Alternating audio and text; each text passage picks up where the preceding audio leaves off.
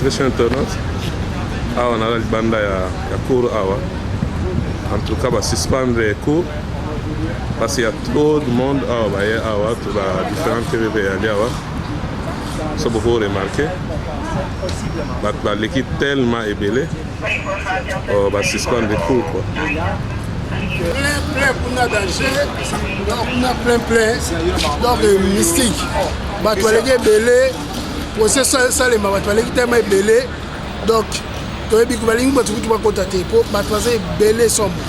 Bon, Nzambe yemunga yebi. Combo c'est quoi? Là, commandant 007, là combattant, donc tu as dit tu as ça défendre la mission. Donc c'est ça. Se présenter dans le site. Nga François, on a gâté. Parce que ne ba lobby, ba la guerre belé, on va suspendre cours comme le 21 posé là. Bon, d'éviter ce que les public tout est à ouvert. Je pense que décision juge Merci. On va laisser en français. D'accord, aucun problème. Alors, monsieur, votre réaction au fait que ce soit reporté, que ce soit annulé aujourd'hui? Nous pensons que la juge, dans ses compétences, elle est censée avoir une cour calme et silencieuse. Et ça fait qu'aujourd'hui, à cause du monde qui est venu en masse pour supporter la fille qui était victime de cet acte de violence de l'arme qu'on a vu sur les médias sociaux, elle a décidé d'ajourner le procès. Et donc, moi, je rappelle à tous les amis qui ont voulu venir aujourd'hui soutenir la fille, de continuer de faire de la même manière, à cause de justement soyons polis et respectons la loi. Il y a des gens non seulement d'Ottawa, mais selon votre connaissance, oui, des gens de quelle autre ville qui seraient ici aujourd'hui, s'il vous plaît? Il y a des gens de Montréal, des gens de Toronto, de Gatineau à côté, des gens de presque partout. On a même reçu des appels des gens de la Suisse qui enverraient des gens. Donc, vu que le procès est ajourné, est-ce qu'ils soient là au prochain procès? C'est fini. Merci, monsieur. Gentil à vous. Télé 24, on a déplacé qui porte aux habilités. Écoutez, on a télévisé Beleza Awa, surprise, donc, suspendre l'audience. On va être au son pendant 20 minutes. Comme déjà, 11 heures passées. L'audience est sous-stée, on va suspendre. C'est là que les autres rumeurs ont déjà. Et vous allez le 21. Bon, il y a des médias qui sont comme ça, pourquoi raison, pourquoi ils vont pourquoi suspendre. Alors bon, pour attendre, tous un peu d'arguments, il y a Congolais qui sont passés à déplacer, il y a des surpris, il y a des Europe basalia. Donc ça peut la vie à les Congolais, pourquoi suspendre. On vient de Montréal. La grosseur de votre groupe, vous êtes combien de Montréal?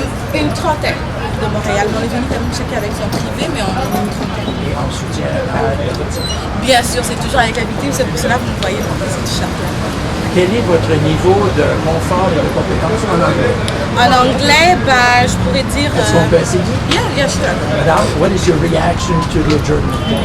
But today I was expecting that, so for sure, like we are almost like 100 here, so I don't think they're gonna let us stay here. For sure, like I was expecting that. Yeah. And you are not from the Ottawa area? No, I'm from Montreal. And you are here to support? I'm here to support the victim and LA, like everybody knows. So we're here, like all the communities here on the back. Nous avons besoin de votre nom, s'il vous plaît. Mon nom c'est Nancy Kita et je suis aussi chroniqueuse dans la communauté congolaise. Donc on est un média aussi. Je pense que mon équipe est juste à l'arrière de moi. Et nous aussi on va essayer de faire, on est là en soutien. Votre nom de famille, vous dites comment? Bien sûr, K-I-T-A, Kita.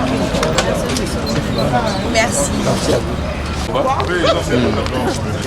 Oui, nous sommes venus soutenir notre sœur Hélène qui a été agressée. C'est quelque chose qui n'est pas bon. C'est quelque chose qui nous a touchés parce que nous devons arrêter ce genre de comportement. Malheureusement, on a reporté le procès, mais nous sommes convenus que nous allons revenir le lundi pour les soutenir, dénoncer des actes de violence au sein de notre communauté. Est-ce que vous avez la vraie raison pourquoi on a annulé la séance? Ah non, je n'ai pas cherché à avoir la vraie. Merci. Ok, merci. Ce qui s'est passé dans cette communauté, dans la communauté congolaise. Le processus prend son cours. Nous attendons et nous verrons la suite des choses. Merci. Voilà, nous avons tous les grands combattants. Nous avons donc, nous avons représenté sous le fumée rouge. Merci de nous ce soir. Plein de salami les lois, on a évité sensibilisation de nous. Nous avons dit que nous sommes déjà dans la catégorie de stratégie nous savons pour nous bon, il y a un problème à stratégie, mais il y a un problème à Congolais très sensible. Il faut frapper et dépasser intelligence, connaissance, les Congolais au moni aningani. Boyebi tozo telema pona makambo mboka tozo loba koloba lelo tozo se retrouver wa eza toujours pona ba message obiso ba fournir tozo telema pona ko telemela gouvernement irresponsable. Bazo violer, bazo séquestrer, bazo sala ba Congolais n'importe quoi. Le fait que Congolais n'est côté le matin, yango elandi biso na Canada. Elandi biso na Canada, batuana ba koti awa bandumba ba violer ba séquestrer moi na biso. Les londe il fallait penza justice canadien était le misa bango devant la barre. Pour na ko yoka bango nanu pour la première fois pour interroger bango na acte oyo télé 24 boyebi oyo c'est panzani mokili mobimba bango ba gangstero ya biso awa ya Ottawa ya Montréal oyo basali na jeune fille na biso ya 21 ans yango na lelo omoni foule ye awa en tout cas plus na ebité soki de 500 personnes bo bakotia biso wapi yango no moni moi message na yo pour na participation na bino na kati makambo moni olingo lancera bato bazolanda parce que ba combattant ya Paris ya Suisse ya monde entier babenga ebiso lokola pe l'occurrence lokola yu mutu mosi azaki pe involve na makambo de tolobaka moi message ne go pesa ninga en tout cas yu mutu mosi ba patriote nyonso bazana biso ensemble na dossier oyo il y a Hélène vraiment on est ensemble mais message gaka présence nabiso awa premièrement toza ko condamner acte il y a barbarie il y a violence acte nyonso ezali hors la loi et de deux boyebi que famille ya victime ezali nabiso awa maman ya Hélène azali bandeko na ye bazali mais quelque part compte tenu à la tension ndenge ezaleli donc ba vie eza un peu partagé ezana ba Congolais mususu ba vandika na buzoba bazana sima ya ba gangstero basali dégâts peu importe ba relation na bango biso toza kuna te voilà biso toye premièrement en travaillant avec le service de sécurité police tout ça to seconder bango na cadre ya communauté pour na ko sécuriser famille ko sécuriser Hélène ko sécuriser vraiment famille oyo quelque part bazos à la menacer raison non y a présence na biso awa et puis to meka ko tranquilliser moral ya bande ko na biso ba congolais voilà télé 24 merci beaucoup en tout cas OK kamali ya sukoka zali pour na koyib sa bande ko na biso ba na Congo partout dans le monde na Europe ici à puis que to awa pour na likambo ya Hélène oyo bande ko sa basi basali c'est insupportable.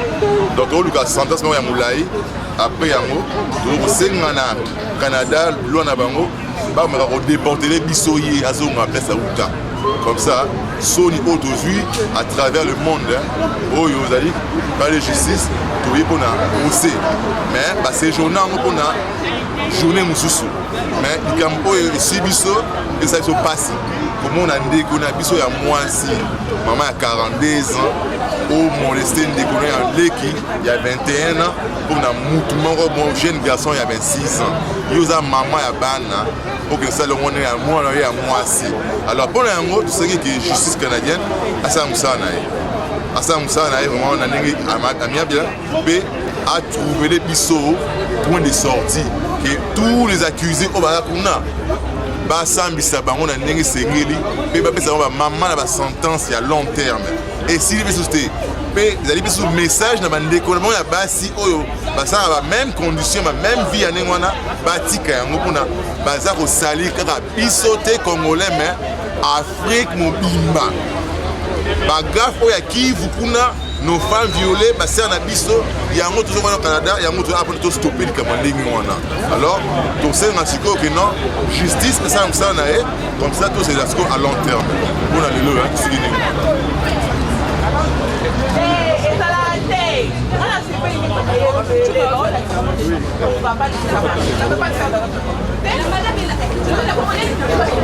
Bonjour papa. Bonjour.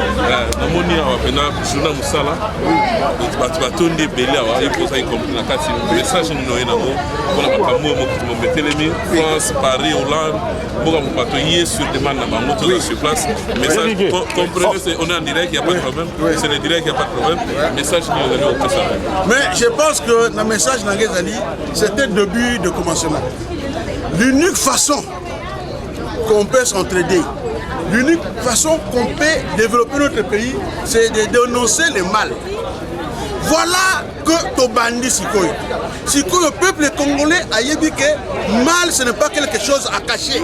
Le mal, c'est quelque chose à dénoncer. Si aujourd'hui, on dénonce le mal au pays là où nous sommes, peut-être qu'il n'y aura pas de présidence, qu'il n'y aura pas l'Assemblée générale, il n'y aura pas de... Peut-être demain, on aura des gens compétents, peut-être demain, les gens auront peur de commettre des bêtises, de peur qu'ils seront dénoncés. Mais parce qu'on cache toujours le mal, nous sommes devenus des réfugiés. En tout cas, je remercie ces deux parts. Et tant que président des débuts congolais, je remercie ces deux parts des Congolais pour dénoncer le mal.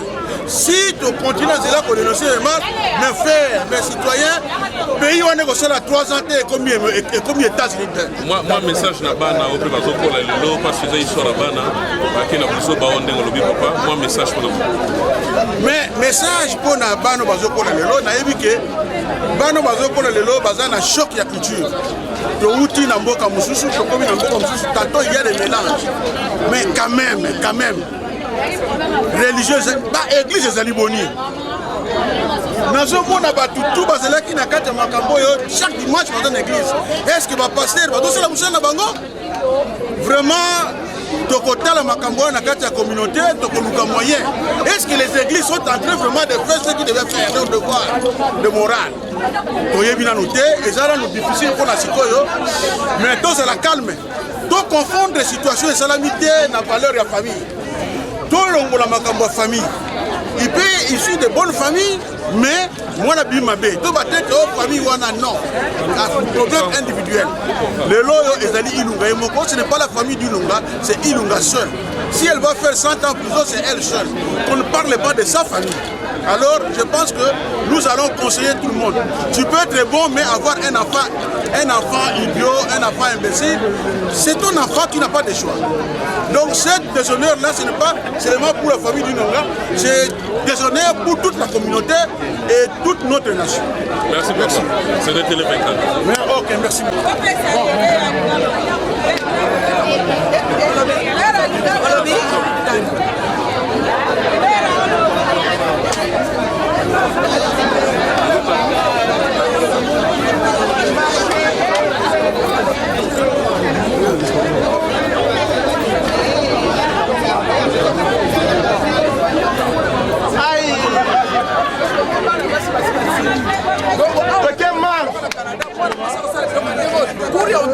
protéger tozali contre ça. C'est-à-dire que non, c'est-à-dire que tozwa RDA ya toloba. Balobi maniota wana kuna maniota bato nyonso bayaki no tout bayaki. Alors pourquoi yé ba bomba yé pas ça complice.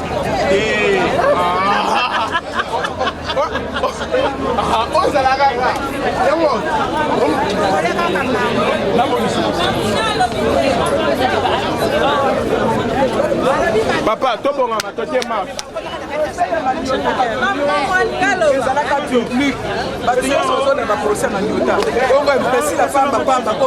Une femme filière. bamama Toronto bayaki badeplasaki aza na mwa makambo ndenge eleki namoni nga tozala nu na Toronto tele 24 makambo ndenge eleki bon juste keza mawa ifale toyeba au juste soki anga ozwa liberté provisoire ou pas mais azwi yango te donc on va attendre jusqu'à le 21 mais je sais que sentence ne ezala mbadu nde ezala matata mais c'est une raison mpenza baavorte nini ozali pour quelle raison je pense que eza juste foule nde bamoni foule na biso oyo ebangisi bango babino c'est que likambo mpenza eza nde oyo bango bakanisaki te eza sérieux donc yango peut-être donc on se supporte, on est ensemble, c'est vraiment bien. Je suis très contente pour la Congolaise. Moi je suis là, j'ai laissé mon travail, j'ai laissé ma famille. En tant qu'une maman, ma fille va avoir 21 ans cette année. Donc faire ça à une fille de 21 ans, donc je pleurais. Même Nathan n'a aucun Cameroun dans la maison. La BC c'était ma fille à moi. N'a pas dans la Toronto et ça na Ottawa, je quitte. C'est conseil no pesa ba parents bazotinda bana baki lotanga mo sika parce que pour makambo esalami peke mwana saki yake koluka ndenge conseil ya kotinda bana baki etanga mosika tokokotikango te parce que soki par exemple major oyo mwana lingatanga eza na ville obovandaka te effectivement l'enfant doit déplacer pour aller étudier et aussi à nos jeunes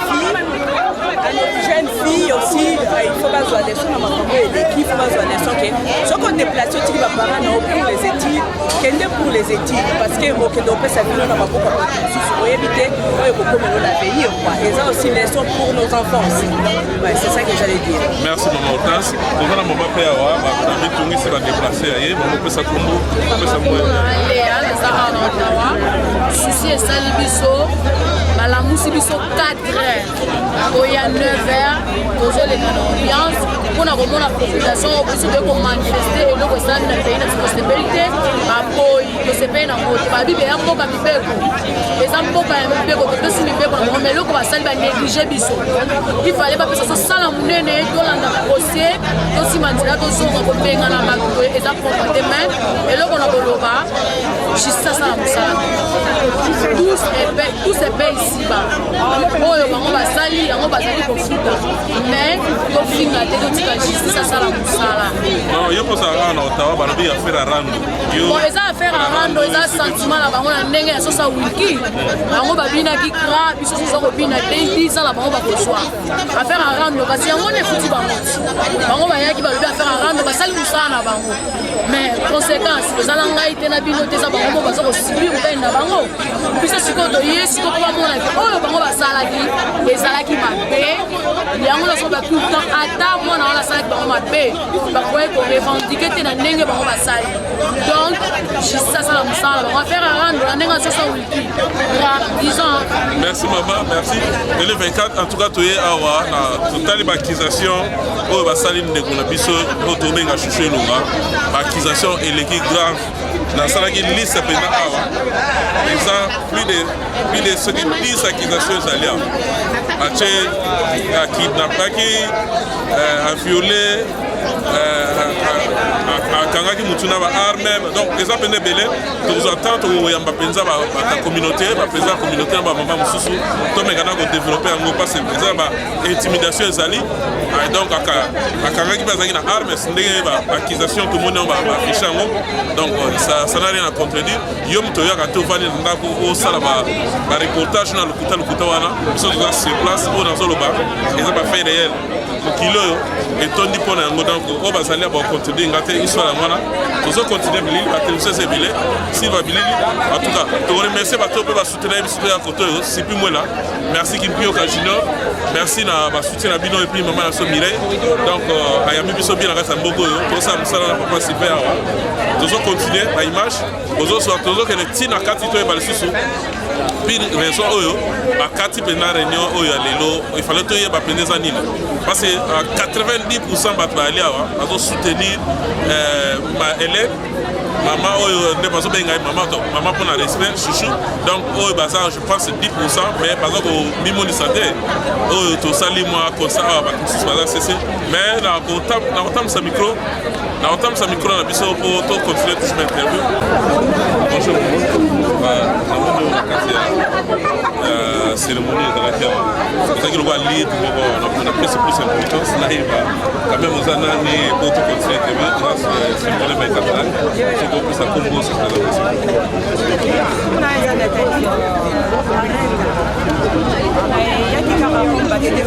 participer à ce qui allait se passer aujourd'hui et donc c'était un peu ça. Tu es de Toronto ou de non, je viens de Toronto. De Toronto.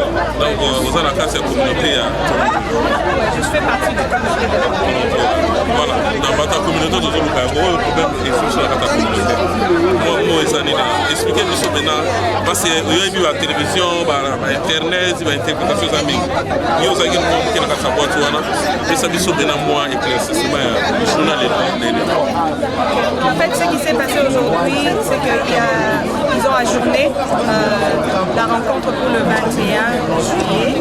Ils ont ajourné pour le 21 juillet. Alors, le 21, aux appels à comparaison, aux quelques minutes, et puis mon accusé ça sera fait par vidéo. On a juste une date. Alors, c'est un peu ça. Par rapport au fait qu'il y avait trop de gens, et aussi, comme il y avait la couronne, la défense n'était pas prête, alors ils ont demandé qu'on puisse ajourner la journée.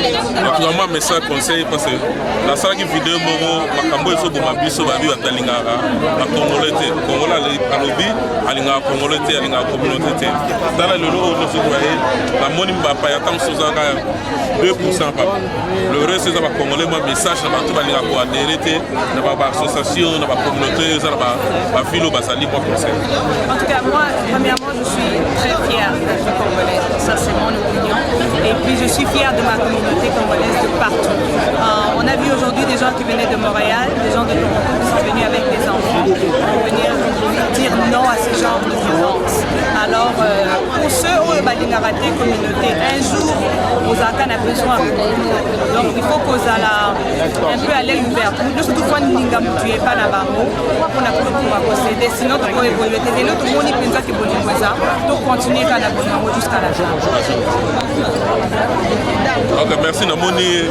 Policier Tamsa a besoin sur le donc tu continues à faire dans le Namoni baye policier a besoin sur le donc biso to comme venant à cette interview na biso et ça là qui Sylvain na Bilili Chevet Bilili hier dans la réalisation na aussi déjà besoin déjà ba flash déjà la batterie déjà là on a besoin déjà ba flash na bino au monde déjà ba mdezo les cas en tout cas plein on a mona mamba boité en tout cas ba remerciement et ça ga belé donc on a pas tout va soutenir biso que musala na biso et que Bosso Marie la Swaziland Marie Mbonda kuna la Suisse au benga biso bona mambango Patrick Kiambi le monument voilà yango la solo eleki carré ya donc ma solo qui est toujours Mireille Soukwaku et Moebi on va être comme sur place comme sur place mokili mobimba yango en tout cas interview na biso pendant comme na suka Vero Kabemba Mado Kitoko Mama Rosa Angola et puis passer na biso West Kabongo ma solo yango to comme nango presque na suka Kams Kabemba yayo ngwana Martin yango Kabongo ma solo comme na suka to comme na Bilili en tout cas à suivre Bilili merci. Vamos, go.